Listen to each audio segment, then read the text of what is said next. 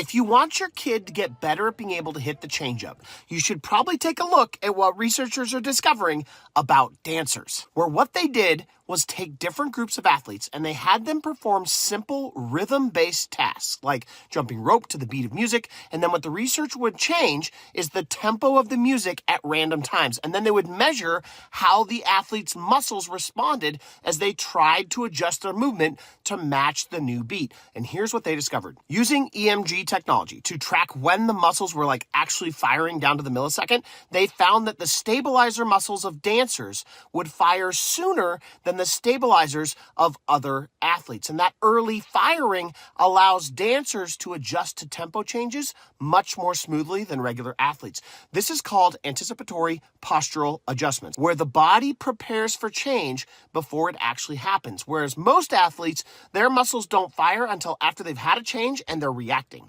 And I don't know about you, but that seems like a pretty important skill to have in your kid's body if they play a sport where the pitcher is constantly trying to mess with their timing and force late adjustments. And what's even more interesting is that other research has shown rhythm training is becoming a validated way to improve athleticism and motor control, not just coordination, which is why it's one of several categories of athletic development that I've been leaning into lately that I find super interesting. And I think it has completely been stripped out of most of our modern athletic development that we talk about today. So if learning more about alternative ways to improve your kids' athleticism is something you're interested in, drop the word athleticism below, and I'll send you a link to the presentation I just did on what I think are the 7 most underutilized methods for building better athleticism in kids that nobody's talking about.